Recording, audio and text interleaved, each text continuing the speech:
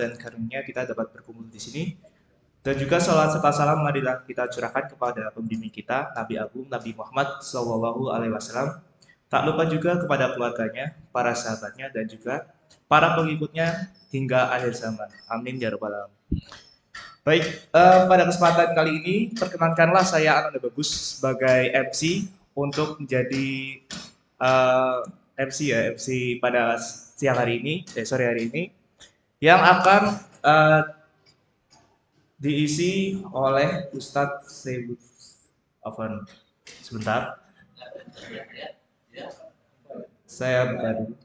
Oke, Ustadz Abu Yazid Nurdin LC yang berjudul Lidah Turah. Dan juga untuk tata tertib yang akan saya sampaikan ada sebagai berikut. Yang pertama, luruskan niat kepada Allah Ta'ala. Yang kedua, mengkondisikan diri dalam kondisi yang terbaik. Yang ketiga, siapkan media tulis untuk mencatat faedah-faedah penting yang nantinya disampaikan oleh Ustadz. Yang keempat, apabila masuk sesi tanya jawab, moderator akan membacakan pertanyaan. Peserta dapat menuliskan pertanyaan di selebar kertas atau bertanya secara langsung. Yang kelima, bertanyalah sesuai dengan materi yang sedang dibahas. Dan yang keenam, harap semua peserta kajian untuk bersikap tenang selama kajian berlangsung. Jazakumullahu khairan. Tertanda UKI FEB Unsud, demikianlah tata tertib acara kajian pada sore hari ini. Dimohon untuk semua peserta dapat memperhatikan hal-hal tersebut. Baik, untuk Ustadz, kami beri waktu dan tempat, silakan. Tafadhol.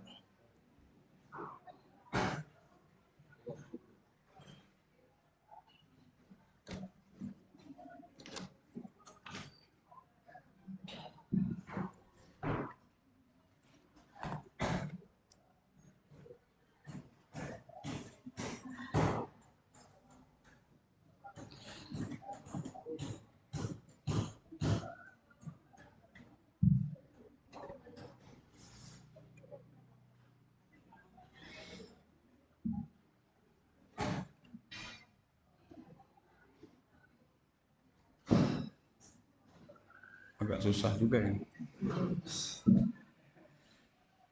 Bismillahirrahmanirrahim. Assalamualaikum warahmatullahi wabarakatuh. Alhamdulillah wassalatu wassalamu ala Rasulillah wa ala alihi wa sahbihi wa man walah, amma ba'd.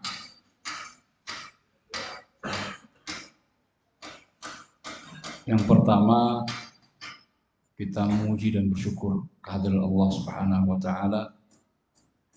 Allah memberikan kita hidayah, Allah memberikan kita iman yang menggerakkan kita sehingga kita bisa mendatangi rumahnya di antara rumah-rumah Allah Subhanahu wa taala yang penuh berkah, Baitul Ma'thur. Masya Allah. Mudah-mudahan Allah Subhanahu wa taala menuliskan dan menetapkan amal kita ini, usaha yang kita lakukan sebagai amal soleh, insyaallah yang diterima di sisinya, sehingga dengan itu kita bisa masuk ke dalam surga Allah Subhanahu wa taala. Amin ya rabbal alamin. Tidak ada yang lebih kita harapkan di hari yang mulia ini, bahkan di saat-saat mustajabah seperti ini, adalah rahmat Allah Subhanahu wa taala yang mengguyuri kita, rahmat Allah yang turun kepada kita. Karena tidak ada seorang pun melainkan bisa masuk surga itu kecuali karena dirahmati oleh Allah Subhanahu wa taala. Bukan karena amal yang banyak yang pernah kita lakukan, bukan bekal atau harta yang telah kita infakkan begitu besar, begitu banyak ya. Belum tentu itu semua bisa memasukkan kita ke dalam surga. Bisa jadi ada sesuatu yang kelebihan malah gak bagus. Ya seperti tadi, lidah atau lisan turah. Masya Allah, judul yang bagus. Saya nggak dikasih tahu judul itu. Ya, saya cuma dihubungi agar mengisi dengan tema dosa ribah, gitu ya. Itu diantara turahnya lisan. kelebihan lambe. Ya benar, lambe. Allahul musta'an. Itu kasar ya. Ayuhal ikhwah, tidak lupa kita bersalawat dan mengucapkan salam untuk junjungan kita, panutan kita Nabi Agung Muhammad Sallallahu Alaihi Wasallam serta keluarga beliau dan para sahabat. Kemudian saya mohon maaf terlambat. Saya lupa kalau saya menuju ke area mahasiswa kampus yang terkenal macet. Saya kira walaupun saya naik motor begitu, saya pikir jalannya biasa, ternyata luar biasa. Ya. Saya nggak menyangka bisa setelah itu. Sekali lagi saya mohon maaf, saya sudah berusaha untuk saya start dari Desa Suro itu jam 4 dan saya biasa menempuh perjalanan ke Purwokerto itu dalam waktu 25 menit. Ya, 25 menit bisa kalau naik motor. Tapi tadi tidak terkejar, nggak tahu kenapa. Allahu a'lam. Yang jelas salah prediksi ya. Seharusnya saya lebih awal. Saya sudah siap sebenarnya untuk berangkat. Tapi ternyata kalau ke arah kampus jangan setengah jam, ya, lebih awal. Baik, semoga dimaafkan. Kemudian adapun yang berkaitan dengan materi dosa ghibah. Siapa sih yang tidak pernah mendengar apa itu ghibah? Ya. Hampir kita semua telah mengetahui. Tetapi begitu mudahnya dosa itu kita lakukan, bahkan tanpa kita sadari. Mahasiswa yang menghibahi dosennya banyak, menghibahi temannya banyak, padahal tahu kalau ghibah itu dosa besar, kabair min kabairudz dzunub, termasuk dosa-dosa besar yang tidak bisa terhapus kecuali dengan taubat. Ingat, kalau sudah berbicara tentang kabirah, dosa besar, itu tidak bisa dihapus dengan istighfar saja, atau dengan sholat, atau dengan wudhu, atau dengan bersedekah, tapi harus dengan taubat. Baik, ikhwani wa akhwati, a'azzakumullah, teman-teman mahasiswa dan mahasiswi yang dirahmati Allah Subhanahu wa taala, tidak banyak yang akan kita sampaikan karena semuanya sudah familiar dengan ghibah. Namun sifatnya hanya mengulang atau murojaah, ya. Dan harapannya dengan kajian ini kita bisa berakhlak yang mulia sebagaimana seharusnya seorang muslim. Bukan hanya akidahnya saja yang kuat, tetapi akhlaknya juga harus mulia, harus luhur, harus tinggi. Di antara akhlak yang mulia, akhlak yang tinggi adalah menjauhi lisan kita dari ghibah. Dari afatul lisan, kata para ulama, dari penyakit-penyakit lidah. Di antaranya adalah ghibah. Apa itu ghibah? Ghibah definisinya, tolong ini dicamkan baik-baik. Al-ghibah dzikruka akhaka fima yakrah. Dan ini definisi dari Nabi SAW. Sekali lagi, kalau antum dan antuna ditanya, teman-teman ditanya, apa itu ghibah? Definisinya berarti.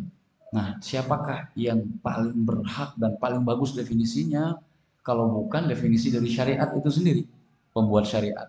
Dan Nabi kita Muhammad SAW sebagai salah satu pembuat syariat. Kata Rasul SAW, al-ghibah dzikruka akhaka fima yakrah. Engkau menyebutkan sesuatu tentang saudaramu di belakangnya apa yang tidak dia sukai. Berarti intinya nggak usah ngomongin orang. Yang harus kita omongkan adalah kita sendiri atau yang ada di depan. Jangan ngomongin orang ketiga yang tidak ada di hadapan kita. Gitu ya, ngomong tentang kejelekannya. Apa manfaat? Yang bermanfaat itu adalah menegur orang yang bersalah, amar ma'ruf nahi mungkar, ya, melarang seseorang, mengatakan kepada seorang itu nggak baik, kamu jangan begitu, langsung ke orang, menasehati pemerintah, menasehati penguasa di lembaga pendidikan misalnya, di fakultas atau rektorat, itu dengan cara yang baik, dengan cara yang bijak, yaitu empat mata. Kita nasihati, kita beri masukan. Tidak perlu kita membeberkan aib-aib mereka. Ya, jadi aib teman kita saja. Ini Nabi memberikan definisi yang sangat-sangat bagus sekali. Ini di dalam bahasa usul fikih disebut dengan qiyas aulawi. Qiyas aulawi, yaitu sebuah perbandingan yang dimana yang lebih dari itu lebih pantas lagi. Beliau membuat sebuah ilustrasi, dzikruka akhaka, engkau menyebutkan kejelekan saudaramu, temanmu, orang yang dekat denganmu, di balik atau di belakang dirinya, bukan di hadapannya. Sesuatu yang tidak dia sukai, untuk dibeberkan, untuk diceritakan, untuk jadi buah bibir orang, untuk jadi omongan orang. Teman kita, saudara kita aja nggak mau, kita saja misalnya, maukah kita kejelekan kita itu jadi bahan pembicaraan orang? Kita nggak terima secara fitrah. Kalau fitrahnya masih selamat ya, kejiwaannya dan akal pikirannya masih salim, masih sehat, masih waras. Kalau kecuali orang udah nggak waras lagi, orang berkebutuhan khusus, ya, sudah tidak punya timbangan yang normal, mizannya sudah berubah. Apalagi kan begitu. Kalau teman dekat kita saja nggak boleh kita ghibahi, apalagi orang-orang tokoh, pemuka masyarakat, orang yang di atas, pejabat. Mereka punya salah, sebagaimana kita juga banyak salahnya. Tapi apakah kita rela kita itu ditegur dan dicaci maki, dicela, diumpat di hadapan orang banyak? Walaupun siapa kita, tapi kita nggak rela. Lihatlah bagaimana Nabi SAW ketika menegur para sahabatnya, kesalahan-kesalahan mereka itu ditegur secara halus oleh Nabi SAW tanpa menunjuk batang hidungnya. Kisah 3 orang yang keliling ke rumah istri-istri Nabi untuk menanyakan hal ihwal, kegiatan Nabi di rumah kesehariannya seperti apa. Ingin mereka contoh. Setelah mereka keliling, ternyata mereka seakan-akan mensedikitkan amalan Nabi yang ada di rumah. Wah, kalau begitu kita harus lebih banyak lagi. Nah, itu maksud mereka. Nabi pantas segitu amalnya karena beliau sibuk ngurus umat, sibuk ngurus istri, sibuk ngurus keluarga.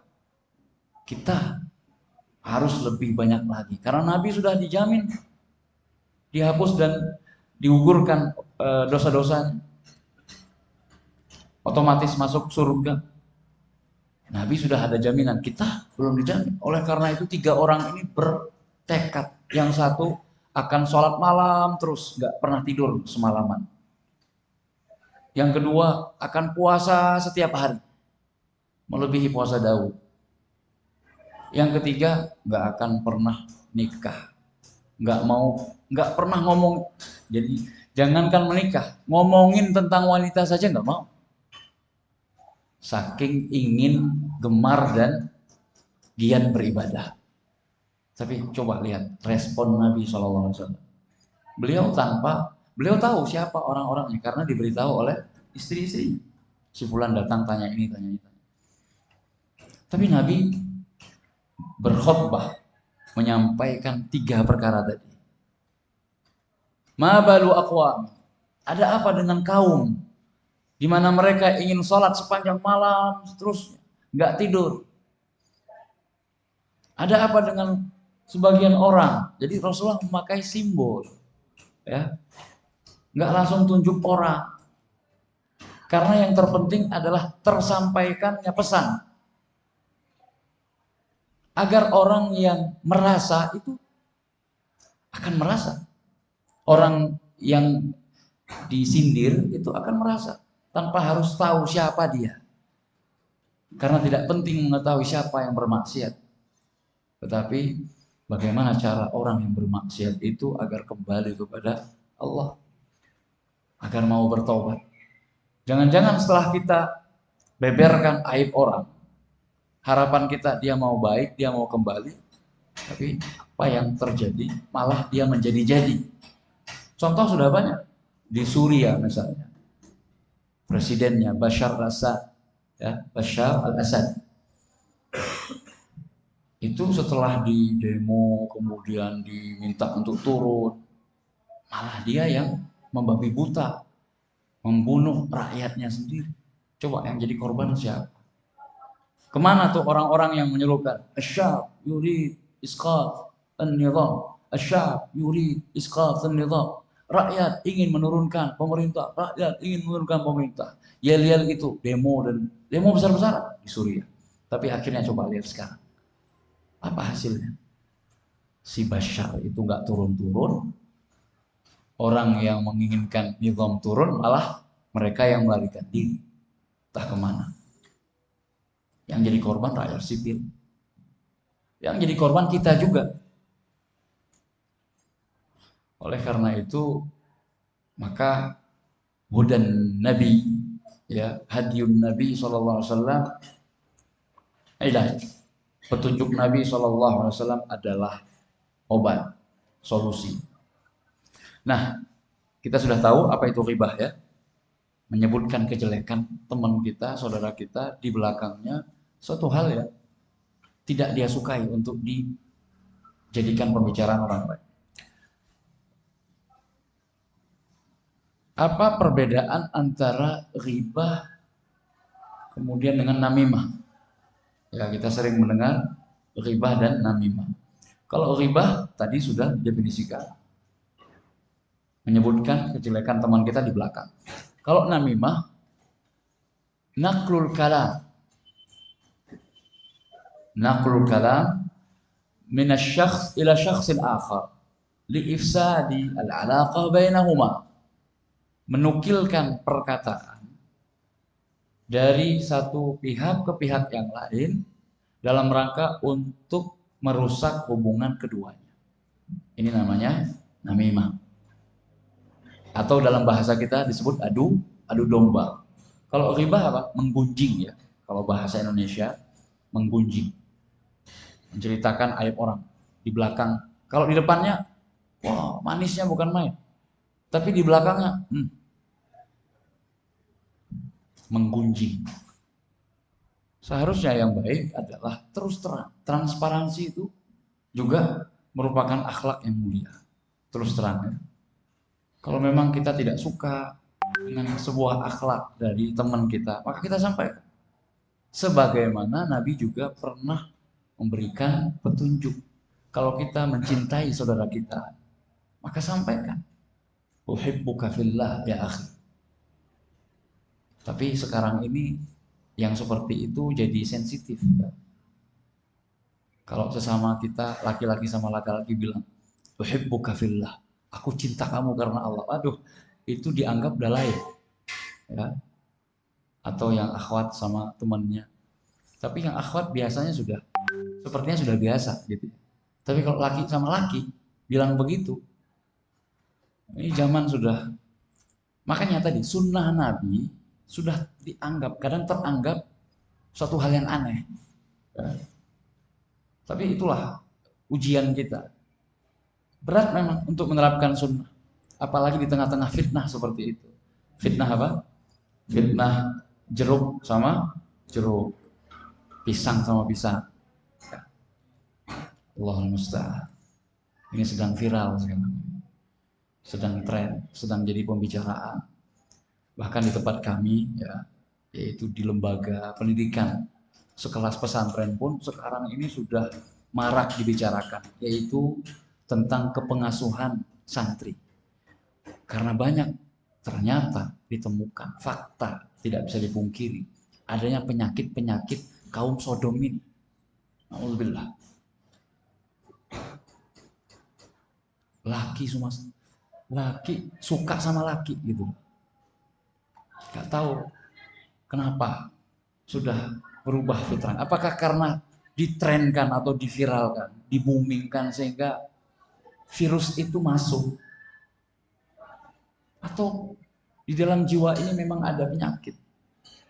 Sebagaimana ghibah nanti, sebab musababnya kenapa orang itu suka ghibah. Makanya ghibah itu disebut fawakihul majlis. Fawakih dan majlis, buah-buahannya ngobrol. Orang kalau ngobrol nggak ngunjing orang lain, rasanya nggak nikmat. Makanya disebut fawakihul majlis. Kalau cerita orang lain kejelekannya, wah itu seru. Tapi kalau cerita tentang ya akhi, wahai saudaraku, beri nasihat saya, buat saya menangis, itu nggak disukai, nggak diminati. Pasti ceritanya cerita dongeng katanya, cerita zaman-zaman dahulu gitu ya. Udah biasa dengar. Tapi coba kalau yang dibahas itu adalah kejelekan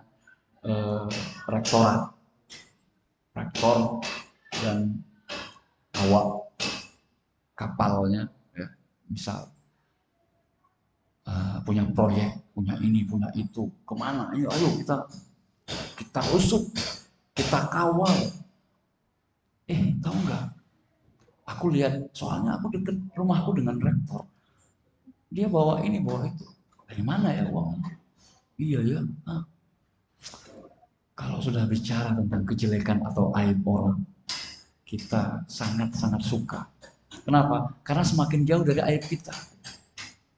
Padahal bisa jadi barangkali aib itu justru kita yang lebih suka terhadap. Tapi lupa, kenapa? Karena pelakunya sudah orang lain. Kemudian kita berusaha untuk menjauhkan diri kita dari hal-hal yang seperti itu. Artinya kita memustahilkan itu. Padahal kemungkinan kita sangat dekat dengan itu.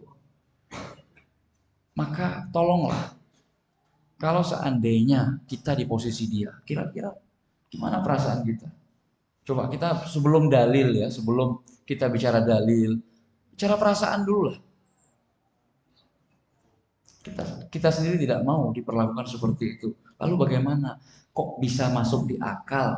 Kok logis? Kok bisa diterima kalau orang lain yang diperlakukan seperti itu? Di mana letak sisi kemanusiaannya? Kan sama-sama manusia. Jangan-jangan kita sudah tidak anggap lagi dia manusia. Sehingga itu berlaku padanya, namun tidak berlaku pada kita. Di mana ihsas, empati, simpati kita? Coba ini yang kita pertanyakan terlebih dahulu pada hati-hati kita, kepada jiwa-jiwa kita. Ini sebab utama ya, masalahnya masalah internal. Karena jiwa kita yang suka seperti itu. Jadi kenapa kok orang itu suka ghibah padahal tahu kalau ghibah itu gak boleh. Baik, setelah kita mengetahui bedanya ghibah dengan namimah, maka barulah kita masuk. Kira-kira Al-Quran pernah nggak berbicara tentang ghibah? Supaya kita jadikan ini sebagai pedoman kita. Kita ingat-ingat betul. Dalam surat Al-Hujurat ayat 12, Allah Subhanahu wa taala berfirman, "Ya ayyuhalladzina amanu ijtanibu katsiran minadh-dhann." Allah mulai dengan sangkaan buruk pada orang lain. Wahai orang-orang yang beriman, jauhilah prasangka buruk kepada orang lain. Inna ba'dadh-dhanni itsm. Sesungguhnya sebagian prasangka itu termasuk dosa. Wala tajassasu, dan janganlah kalian bertajassus. Tajassus itu memata-matai. Wala yaghtab ba'dukum ba'dha. Nah, di sini masuk materi kita. Dan janganlah sebagian mengghibahi sebagian yang lain. Jangan kalian saling menggunjing. Kenapa Allah Subhanahu wa taala memulai dengan dhon? Baru kemudian masuk tajassus dan ghibah dalam ayat ini. Karena memata-matai orang, menggunjing orang lain, itu dasarnya adalah prasangka buruk. Karena sangkaan yang buruk kepada teman kita itu, saudara kita itu. Coba kalau persangkaan buruk itu kita hilangkan. Yaitu kalau misalnya dengar orang ngomong tentang teman kita nggak baik gitu ya, aib, kejelekan dia, ada yang cerita. Kalau kita tidak punya prasangka buruk, kita langsung pakai husnudzon ya, berarti lawannya. Suudzon lawannya husnudzon. Kita bersangka baik, kita mencari uzur, kita mencari alasan. Kalau bisa bukan hanya 70 alasan, tapi 1000 alasan untuk teman kita. Ketika teman kita itu terjatuh ke dalam kesalahan. Ketika teman kita itu diberitakan miring. Diberitakan gak enak. Maka coba. Caranya jangan buruk sangka. Jauhi buruk sangka. Datangkan sangkaan yang baik. Cari berbagai macam alasan untuk teman kita itu. Mungkin dia khilaf. Mungkin dia terpaksa. Sudah, nggak usah menyibukkan diri dengan menggoreng. Nah, ini kebiasaan kita. Mengikuti kebiasaan orang-orang munafik di zaman Nabi dulu. Suka menggoreng berita yang siap diviralkan. Berita yang apa istilahnya? Menaikkan rating. SEO itu apa? SEO.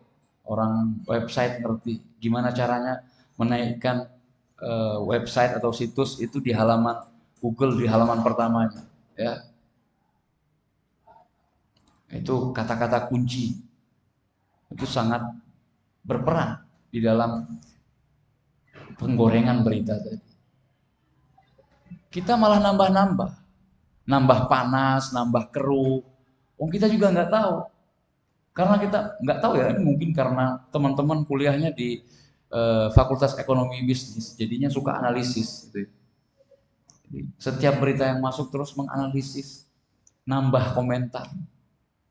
Oh ini ditinjau dari sisi ini kayaknya ini sangat bermanfaat sekali. Wah ini bisa jadi bahan untuk menaikkan atau promosi produk nih, gitu ya. Padahal aib orang. Seperti contoh ketika ACT di apa istilahnya aksi cepat tanggap ya, itu diberitakan oleh sebuah majalah tentang penyimpangannya lah atau hal-hal yang aneh lah begitu, disorot. Nah dalam tanda kutip disorot. Kita yang tidak tahu betul apa yang terjadi dalamnya nggak usah ikut-ikutan. Kemudian yang menyebabkan akhirnya orang-orang yang mau menggalang dana untuk kebaikan pun jadi terhambat. Coba lihat, gara-gara kita asyik dan sibuk memberitakan sesuatu yang belum jelas juga. Sudah, Syekh kami pernah memberikan nasihat seputar seputar broadcast, seputar menyebarluaskan sebuah informasi. Kalau ada WA yang masuk ya, atau broadcast apapun bentuknya, maka simpanlah dia di mana? Simpanlah atau masukkan dia ke dalam kuburan. Jangan disimpan di berangkas. Berangkas, tahu berangkas ya? Berangkas kan tempat penyimpanan barang yang berharga. Uang, terus BPKB, jaminan, dan lain sebagainya. Jangan, tapi buang ke kuburan atau ke tong sampah. Recycle bin, tempat kita menyimpan file-file yang sudah tidak kita butuhkan lagi. Jangan malah dibintangi star message. Wah, untuk diingat terus, untuk dibagi-bagikan terus.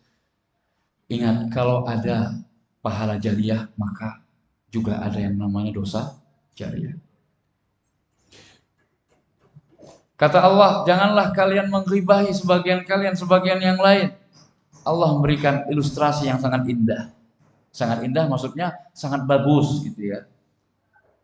Tapi sebenarnya ini sangat menjijikkan yang sedang diilustrasikan, yaitu dosa riba. Ayuhibbu ahadukum ayyakula lahma akhihi maitan fakarihtumuh. Apakah salah seorang dari kalian suka memakan daging saudaranya yang sudah menjadi bangkai? Bukan daging saudaranya hidup-hidup, tapi sudah jadi bangkai.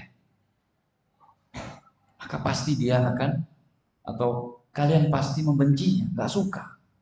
Udah bau, udah busuk, terus dimakan. Itulah perumpamaan orang yang melakukan riba. Yaghtab.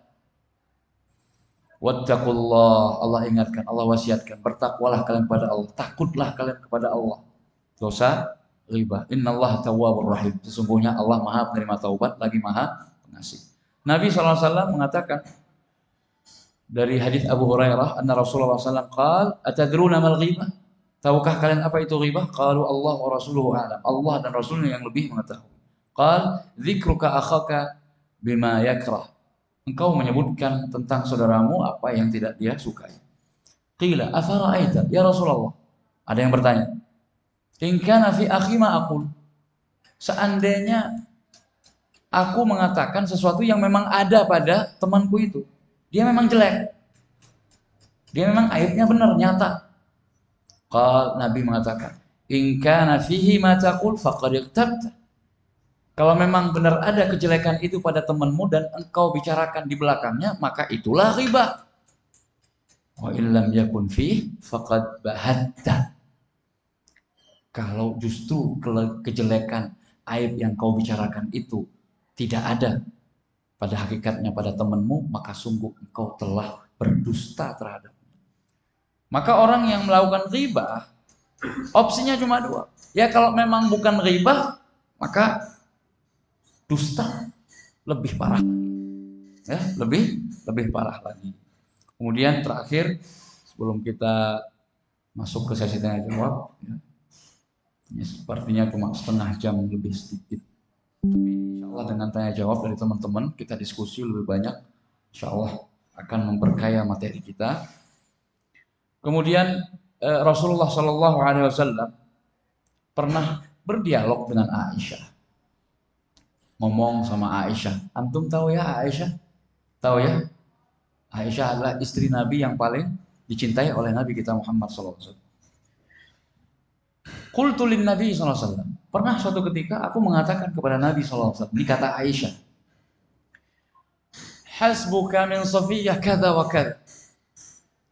Ya Rasulullah, Safiyah itu gini orangnya. Maklum, persaingan antar istri. Jadi itu membuat Aisyah terdorong mengatakan hal itu.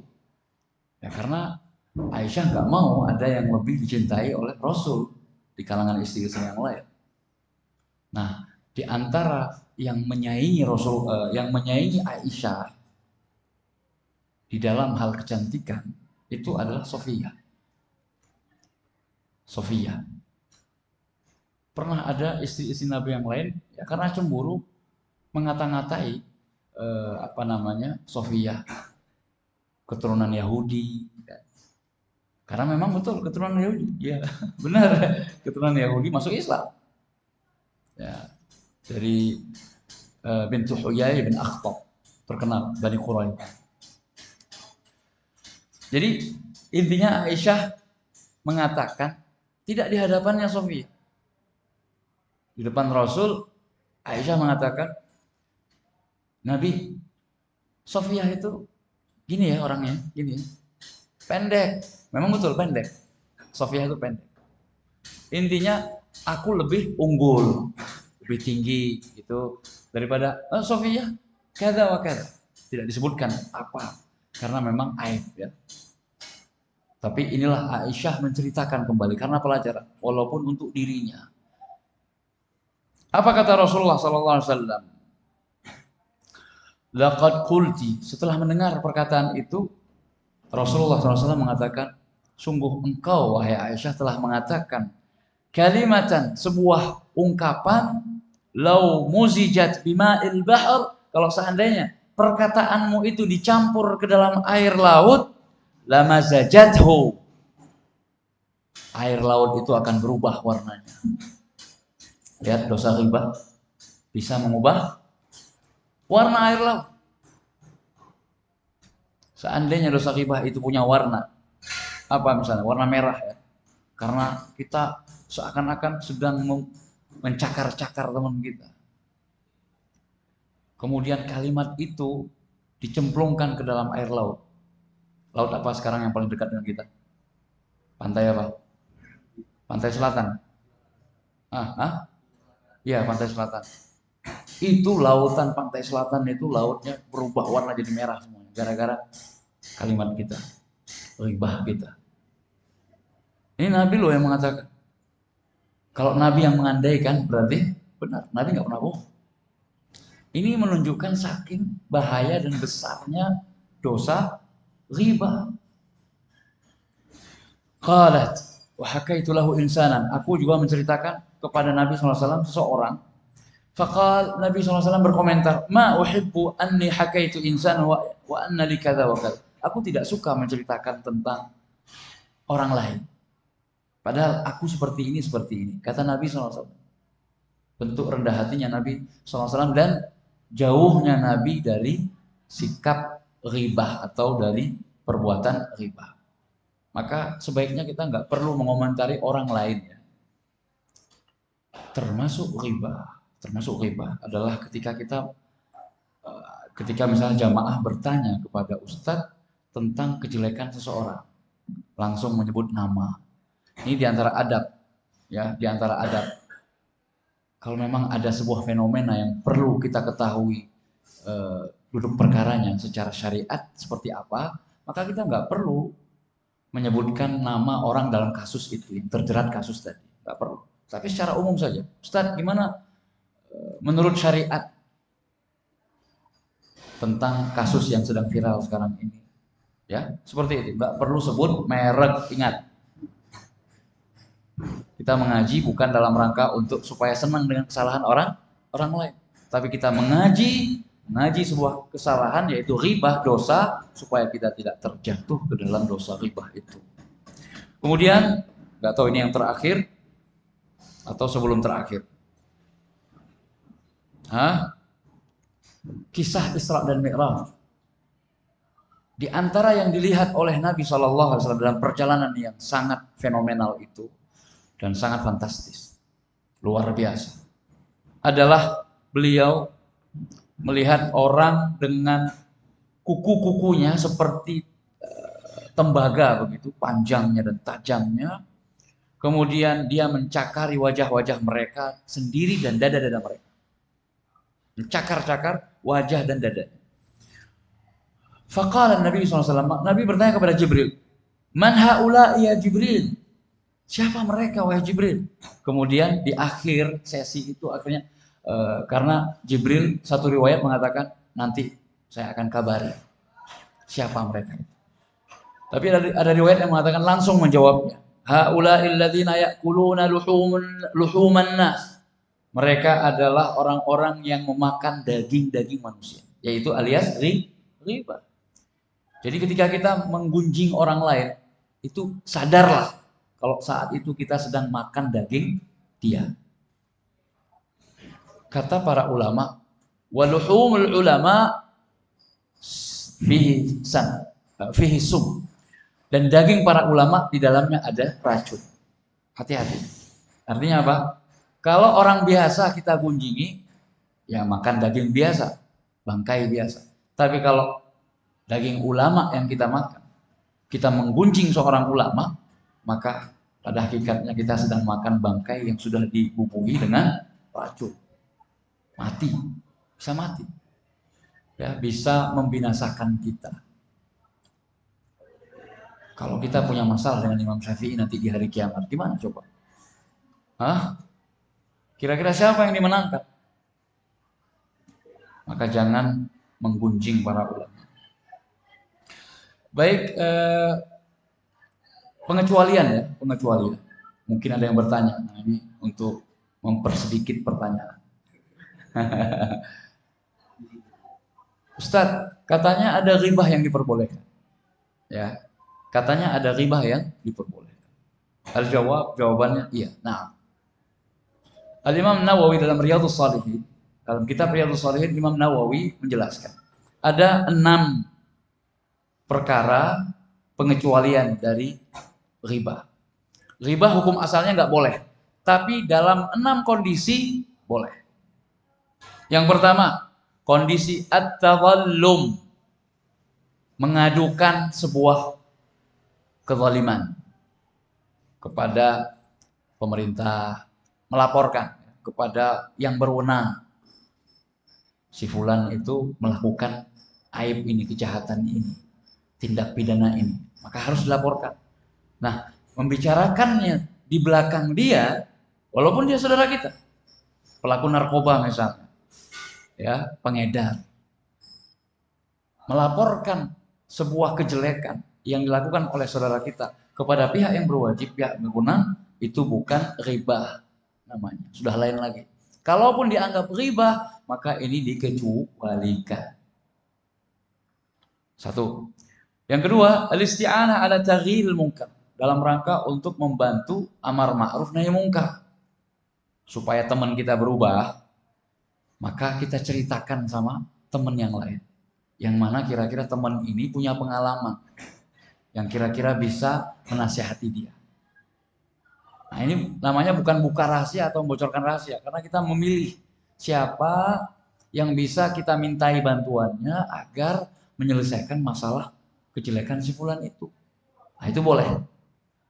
Maka jangan dipublish, tapi japri gitu ya, ngomong sama kakak angkatan atau senior yang kira-kira dia punya pengaruh. Nah, itu pun perlu dipikirkan dengan matang. Jangan asal milih, ngomongkan dengan si fulan. Ternyata si fulan ngomongkan sama yang lain lagi. Akhirnya jadi rahasia umum. Gara-gara siapa? Kita. Maka hati-hati. Meminta pertolongan agar teman kita itu bisa merubah kejelekannya. Yang ketiga, al-istifta, minta fatwa. Misalnya konsultasi, ya. Konsultasi kita akhwat misalnya, akhwat ya, datang ke ustadz atau kiai, tanya, saya ada 2 calon ini, ada 2 mahasiswa yang mungkin akan menjadi calon imam saya, gitu ya. Kira-kira Pak Ustadz rekomendasi yang mana? Wah, ternyata Pak Ustadznya nikung, malah menawarkan diri, gitu ya. Kenapa nggak dengan saya, gitu? Aduh, ini parah Pak Ustadznya. Seharusnya kalau memang 2 orang ini, dia orang yang dimintai nasihat, seharusnya harus bisa memberikan secara objektif. Nah, kalau ada aibnya, maka disampaikan aib. Tidak mengapa, ya, karena dalam rangka untuk jangan sampai ketika tidak disebutkan ya kelemahannya nanti menyesal, gitu ya. Nah, itu harus disampaikan. Dia punya kelemahan ini. Oh, ternyata akhwatnya, oh nggak masalah Pak Ustadz, itu nggak mempengaruhi keturunan saya, misalnya, ya, cuma cacat fisik gitu, ya, misal rambutnya acak-acakan, acuk-adut gitu ya. Itu kan nggak mempengaruhi kualitas keturunan kan. Yang penting dia adalah orang yang soleh, pengertian, baik gitu ya. Harus disebutkan kelemahan. Seperti jual beli, harus disampaikan. Ada cacat tidak ya dari barang yang diperjualbelikan. Yang keempat, pengecualian dalam masalah riba adalah tahdzirul muslimin minasyarr. Memperingatkan kaum muslimin dari bahaya kejelekan seseorang. Dan ini syaratnya kalau seseorang itu sudah dinasehati secara empat mata, tapi tidak mau berubah juga. Maka pada saat itulah baru kaum muslimin kita peringatkan. Nih ada aib nih ya. Kita sudah japri yang bersangkutan. Tapi ternyata dia tetap mendakwahkan kejelekannya itu. Tetap berada di atas kejelekan tadi. Maka kewajiban kita untuk mengingatkan orang lain. Contohnya apa? Dia kalau minjem itu ya nggak ngembaliin. Nah, kita sudah nasihati, kembalikan. Nggak mau juga. Berarti kewajiban kita untuk menyebarluaskan, mengumumkan hati-hati dengan orang ini. Kenapa? Kalau minta hutang melas banget wajah. Tapi ketika sudah ambil hutangnya, tidak tahu di mana rimbanya. Ya. Kemudian yang kelima yang dikecualikan jika seseorang yang memiliki kejelekan atau keburukan itu terang-terangan melakukannya. Dia sendiri yang mengupload, ya. Berarti ketika menceritakan tentang kejelekannya, kita sudah tidak dikatakan ghibah lagi karena dia sendiri yang mempopulerkannya, dia sendiri yang mengumumkannya. Minum-minuman keras di statuskan ya, Facebook, selfie. Maka kita peringatkan dia suka minuman keras, jauhi dia. Yang terakhir, yang dikecualikan boleh atau tidak termasuk dengan ghibah adalah at-ta'rif, julukan. Ketika seseorang memang dijuluki dengan aib tertentu, si pincang misalnya ya, karena memang jalannya pincang dan dia tidak mempermasalahkan. Seperti yang terjadi di kalangan ulama ya. Ada yang namanya Al-A'raj. Ada seorang ulama yang namanya Al-A'raj. Dia lebih terkenal dengan Al-A'raj. Al-A'raj artinya yang pincang. Kalau jalan pincang. Ya. Al-Asam yang tuli. Al-A'ma yang buta. Boleh. Kalau memang itu sudah melekat sebagai julukan dia dan dia tidak mempersoalkan. Ini 6 hal yang dikecualikan dari riba. Mudah-mudahan apa yang kami sampaikan bisa bermanfaat bagi teman-teman semua dan kita akhiri dengan sesi tanya jawab ya. Ada pertanyaan? Baik, kalau ada pertanyaan silahkan. Mau disampaikan secara lisan atau gimana? Ya silakan mungkin ya gitu ya. Ya. Mungkin dari yang tulis atau Ivan dulu. Silakan. Sudah ada. Oh iya. Pertanyaan bisa tertulis atau bisa. Baik, ada pertanyaan. Ya. Bagaimana jika kita berdiskusi dengan teman kita dan membahas tentang sifat dosen kita? Dosen. Oh, dosen kita. Dengan tujuan supaya kita tahu sikap yang tepat ketika bertemu mereka. Mungkin dosen tidak sesuai jika mahasiswa melakukan ini harus bersikap seperti ini jika di depan beliau dan seterusnya. Apakah hal ini termasuk hibah?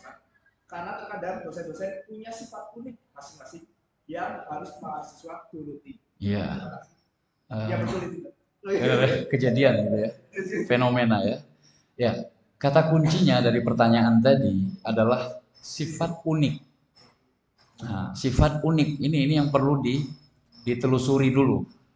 Kalau ghibah tadi adalah membeberkan aib, celah, ya, kejelekan. Tapi kalau unik, karakter yang memang dimiliki oleh masing-masing dosen dan kadang-kadang suatu hal yang tidak bisa dihindari. Ada dosen saya, bahkan beliau selalu mengatakan, saya adalah seorang yang suka menabung dan dan tiap bulan narik ATM gitu. Dia mengatakan begitu. Jadi ada dosen yang suka dengan uang terus-terusan atau mengaku saya itu sukanya begini begitu. Ada juga informasi tersebut dapat dari kakak-kakak angkatan kita gitu ya. Maka sikap yang unik atau sifat yang unik, karakter yang unik itu maka kita lihat terlebih dahulu apakah dia termasuk kelemahan atau aib, cacat satu hal yang buruk yang kalau disebutkan tidak disukai oleh dosen kita. Tapi kalau dia nggak mempersoalkan, maka ini termasuk tadi di pengecualian, seperti julukan yang memang sudah melekat pada diri seseorang, al-a'ma, ya, al-a'mash, al-a'raj, dan seterusnya. Maka insya Allah apa yang ditanyakan tadi, yaitu berdiskusi tentang karakter sebagian dosen, supaya bisa menyikapi bagaimana seharusnya kita bersikap dengan dosen tersebut, maka ini insya Allah termasuk di luar riba. Ya. Asalkan jangan menjadikan bahan olok-olokan atau bahan tertawaan, penghinaan akhirnya, atau merendahkan dosen kita. Wallahu a'lam. Pertanyaan kedua. Baik, di sini ada pertanyaan dari Pak Fatur. Bagaimana cara bertobat dari dosa riba dan cara menghindari riba itu sendiri? Ahsan. Pertanyaan tentang bagaimana cara bertobat dari dosa riba dan menghindari riba itu sendiri, ya. Ya, ini yang belum saya sampaikan tadi. Masya Allah, jazakillah khairan. Kalau kita sudah terjatuh ke dalam riba, bagaimana cara bertobat? Maka para ulama berselisih pendapat. Jadi ada khilaf dalam masalah tersebut, seperti yang disampaikan oleh Ibnu Taimiyah dalam Majmu' Fatawanya. Beliau menyampaikan dua khilaf atau dua pendapat tadi. Ada yang mengatakan kita harus terus terang dan mengatakan kepada orang yang kita ribahi, minta maafnya harus ke orang yang bersangkutan. Ini satu pendapat dan ini dimarjuhkan oleh beliau. Marjuh itu dilemahkan. Berarti yang kuat adalah tidak mengatakan kepada orang yang kita ribahi bahwasanya dulu kita pernah mengribahinya. Ya, sebaiknya mendiamkannya, namun kita harus memperbanyak menyebutkan kebaikannya di belakang dia, sebagaimana dulu kita sering menyebutkan kejelekannya di belakangnya. Gitu. Dalilnya adalah memakai dalil umum. Innal hasanati yudhhibnas sayyi'at. Sesungguhnya kebaikan-kebaikan itu bisa menghapus kesalahan. Nah, kesalahan yang sama, cara menghapusnya adalah datangkan lawannya yang semisal. Kalau dulu pernah jelek-jelekkan dia di belakangnya, maka sekarang perbanyak menyebutkan kebaikan-kebaikan walau tidak di hadapannya. Gitu ya. Dan ini yang lebih ahsan, lebih selamat. Dia nggak tahu kalau ada yang menggibahinya. Karena bisa jadi kalau pakai pendapat yang pertama, malah justru itu akan menimbulkan permusuhan yang baru. Oh, ternyata selama ini kamu 5 tahun ya kita di kampus, kamu nggak bilang-bilang, ternyata kamu menggunjing saya di belakang. Sungguh kamu gunting dalam lipatan. Keluar lagi, malah dosa yang baru gitu ya. Akan melahirkan permusuhan yang baru, melahirkan masalah yang baru. Maka solusinya adalah Islam menginginkan menyelesaikan masalah tanpa menyelesaikan masalah tanpa masalah. Iya, bukan cuma pegadaian. Ya. Islam menyelesaikan masalah tanpa masalah. Nahi mungkar itu nggak boleh dengan mungkar, harus dengan ma'ruf. Maka cara yang paling ma'ruf adalah dalam masalah riba, taubatnya adalah kita bertobat kepada Allah, dan untuk hak manusianya yang kita ribahi itu sudah nggak usah kasih tahu dia, tapi kita sebut kebaikannya di belakang. Insya Allah Allah mengampuni. Insya Allah. Cara menghindari dosa riba, seperti yang kita sudah sampaikan tadi, ingat baik-baik bahayanya riba. Ingat baik-baik, ketika kita melakukan riba, kita itu sedang makan daging orang yang kita ribahi, udah bangkainya. Bahkan kalau dia ulama, orang alim, orang yang lebih berilmu dari kita, termasuk dosen kita sedang makan daging bangkai yang beracun. Alhamdulillah, ya, hati-hati. Jadi harus ada perasaan jijik ketika melakukan riba. Jangan ikut godaan atau bisikan iblis atau syaitan dan bala tentaranya, nikmatnya menceritakan aib orang lain. Kemudian yang terakhir, tipsnya supaya kita terhindar dari riba, banyak-banyaklah menilik dan menengok ke hati kita, ke diri kita sendiri. Kita Kita ngomongin orang lain, ternyata dia sendiri pelaku dan berpengalaman. Na'udzubillah, tsumma na'udzubillah. Nah, soal terakhir, mohon maaf, atau sudah selesai? Alhamdulillahirabbil alamin. Masya Allah. Baik, langsung saya tutup ya, karena waktu juga sudah dibatasi. Kemudian saya juga ada kajian setelah ini, insya Allah setelah maghrib di Masjid Gelora Indah. Saya undur diri, saya minta izin pamit. Atas segala kekurangan di dalam penyampaian materi ini saya minta diperbanyak maaf. Kemudian kita mohon dan kita berharap apa yang kita sampaikan bisa dipahami dan bermanfaat insya Allah dalam kehidupan kita sehari-hari. Mari kita tutup dengan membaca doa kafaratul majlis. Subhanakallahumma wa bihamdik, asyhadu an la ilaha illa anta astaghfiruka wa atubu ilaik. Wa sallallahu ala nabiyyina Muhammad wa ala alihi wa sahbihi wasallam wa akhiru da'wana alhamdulillahi rabbil alamin. Wassalamualaikum warahmatullahi wabarakatuh.